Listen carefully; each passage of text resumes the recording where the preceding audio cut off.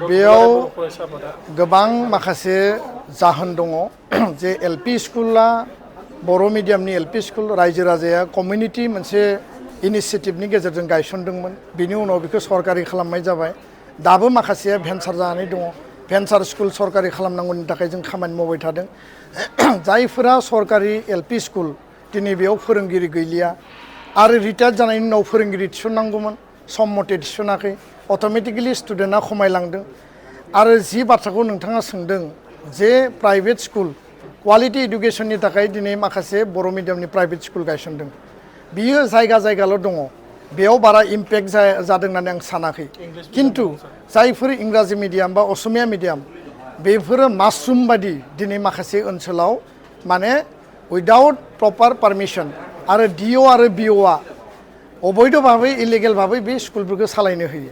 बा सरकारि स्कुल थासेयावबो एडिशनेलि बिथांमोननो पारमिसन होयो जायनि थाखाय बर' मिडियामनि बा असमिया मिडियामनियाबो बै स्कुल फारसे थांनानै दिनै जोंनि स्कुलाव एनरलमेन्टआ खमायलांदों बेखौ लानानै जोङो सरकारखौ गोबां खेब बुंबाय जे जथे तथे जानला मानला जेराव मेराव जाहाथे स्कुल थाखानायनि नसुंसेयाव एनादार माने नोङो जाहाथे इंराजि मिडियामनि पारमिसनखौ होआ मिनिमाम डिस्टेन्सआ थानांगौ अब्लासो जोंनि स्कुला सार्भाइभ जागोन अब्लासो जोंनि स्कुला थांगोन दा बे सरकारनि पलिसिनि नीतिनि गेजेराव नङाब्लाबो अफिसार लेभेलाव एडमिनिस्ट्रेसन लेभेलाव बेफोर कनस्पिरेसिया दाबो दङ आरो जायखौ लानानै जोङो बे जेंनाखौ माने मोगा मोगि जानांदों गोजोन्थों माखासे इंलिश मिडियामनि फरायसालिफोरनि मेट्रिक परीक्षा होग्राफोरखौबो पारमिसन होदों जोंनि सरकारि फरायसालिनि गाहाय फोरोंगिरिफ्रा बे मेटारखौ लानानै जोङो रायलायगोन जे जाहाथे बर' मिडियामनि स्कुला थांना थानायाव खुनु जेंना जाया आरो बर' मिडियामखौ फोथांना लाखिनायाव जाहाथे बयबो मदद होलायनानै सुस्राङो बेखौ लानानै जों अथ'रिटिजों रायलायगोन आरो जेराव जि प्रब्लेम दङ जोंनि जिल्ला आरो दखराया रायलायनानै बेखौ रिजल्भ खालामगोन आङो बे मेटारखौ लानानै सावरायफिनगोन गुबुन गुबुन जिल्लायाव कलेज आरो इउनिभार्सिटिनि स्टुडेन्टफोरखौ लानानै दुलाराय बर' फरायसा आफादा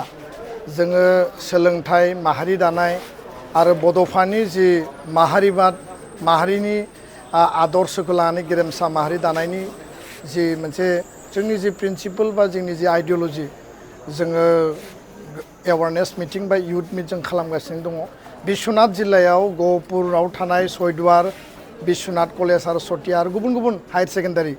गासै बेयाव 400सोनि जिखिनि फरायसा फरायसुलि फैदों दिनै जों इयुथ मिटखौ खालामबाय आरो गुबै एजेन्डाया जाहैबाय जे लाइमोनफोरखौ फरायनाय बिथांमोननि जिखिनि केरियार दानाय बिथांमोननि सोलोंथाइ लानायजों लोगोसे नुजानाय इन्स्टिटिउसनेल बेस्ड कलेज इउनिभार्सिटियाव exam related result related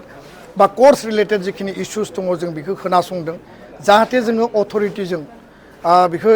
resolve खालामनो हायो रायलायनो हायो बिनि अनगायैबो हारि मोनसेया जुदि निर्माण जानांगौब्ला हारि मोनसेया जुदि जौगानांगौब्ला दिनैनि लाइमोनानो गाबोननि गोख्रों दैदेनगिरि बिथांमोननि जि लिडारशिप आरो बिथांमोना समाजाव दायित्व लानानै नेतृत्व होनांगौ केरियारखौथ' जों दानांगोन माबा नङा माबा मोनसे खामानि मावनांगोन कम्पिटिटिभ आनजादाव कम्पिटिसननि थाखाय जों साख्रि बाख्रियावबो थांनांगोन खिन्थु दिनैनि लाइमोनफोरा बर' हारिखौ जुदि मोजाङै बेंनानै इयुनाव हारि दानायनि थाखाय जुदि बाहागो लायाब्ला 30-40 इयार्स आन्दलन जालांबाय गहपुराव गहपुर मासाकार जादों 1983-84आव 89आव जादों आरो बे हिस्ट्रिया जोंनि गोथां जारिमिन दा बै समाव गोबाङानो फरायनाया आसखान्दा जाबाय गोबाङानो बेयाव मोजाङै फरायनो मोनासै खिन्थु दिनैनि लाइमोनफ्रा बे पिसफुल आरो डेम'क्रेटिक मोनसे परिबेसाव गावनि जिउ दानायजों लोगोसे हारि निर्माणनि थाखाय खामानि मावनांगौ इलिगेल जि एक्टिभिटि ड्राग्स जौ जुवा अबैध जिखिनि खामानि आथिखालाव माने ससियेल मिडियानि गोबां इम्पेक्ट फैदों बेफोराव जाहाथे जों बाहागो लाया आरो दुस एन्ड डन्स मा मावनांगौ मा मावनाङा बेखौ जोङो थिग खालामनानै लानांगोन बेखायनो जोङो बे एवारनेसखौ लादों जोंनि लाइमोनफ्रा गोबां माखासे कुइसन सोंदों जोङो बेखौ इन्टारेक्सन बा शेयारिं खालामदों मिजिंथिदों बे हाबाफारिया कन्टिनिउ जायोब्ला लाइमोनफोरनि गेजेराव गावखौ लानानै जि कनसियासनेस आरो सिरियासनेसा बांगोन आंहा बिसास दङ जोंनि माखासे गुदि फरायसालिफ्रा बर' बिजोंनि गुदि फरायसालिफ्रा जोबलांनो हमदों बेफोरनि खार'ना माखासे प्राइभेट फरायसालि जाय प्राइभेट फरायसालिया सरकारनि माखासे पारमिसन गैयालासिनो दा बेयाव गोबां माखासे जाहोन दङ जे एलपि स्कुला बर' मिडियामनि एलपि स्कुल रायजो राजाया कमिउनिटि मोनसे इनिसियेटिभनि गेजेरजों गायसनदोंमोन बिनि उनाव बेखौ सरकारि खालामनाय जाबाय दाबो माखासेया भेन्सार जानानै दङ भेन्सार स्कुल सरकारि खालामनांगौनि थाखाय जों खामानि मावबाय थादों जायफोरा सरकारि एलपि स्कुल दिनै बेयाव फोरोंगिरि गैलिया आरो रिटायार जानायनि उनाव फोरोंगिरि थिसननांगौमोन सम मथे थिसनाखै अट'मेटिकेलि स्टुडेन्टआ खमायलांदों आरो जि बाथ्राखौ नोंथाङा सोंदों जे प्राइभेट स्कुल क्वालिटि इडुकेसननि थाखाय दिनै माखासे बर' मिडियामनि प्राइभेट स्कुल गायसनदों बियो जायगा जायगाल' दङ बेयाव बारा इम्पेक्ट जादों होननानै आं सानाखै खिन्थु जायफोर इंराजि मिडियाम बा असमिया मिडियाम बेफोरो मासरुम बादि दिनै माखासे ओनसोलाव माने उइदाउट प्रपार पारमिसन आरो डिअ आरो बिअआ अबैध भाबै इलिगेल भाबै बे स्कुलफोरखौ सालायनो होयो बा सरकारि स्कुल थासेयावबो एडिसनेलि बिथांमोननो पारमिसन होयो जायनि थाखाय बर' मिडियामनि बा असमिया मिडियामनियाबो बै स्कुल फारसे थांनानै दिनै जोंनि स्कुलाव एनरलमेन्टआ खमायलांदों बेखौ लानानै जोङो सरकारखौ गोबां खेब बुंबाय जे जथे तथे जानला मानला जेराव मेराव जाहाथे स्कुल थाखानायनि नसुंसेयाव एनादार माने नोङो जाहाथे इंराजि मिडियामनि पारमिसनखौ होआ मिनिमाम डिसटेन्सआ थानांगौ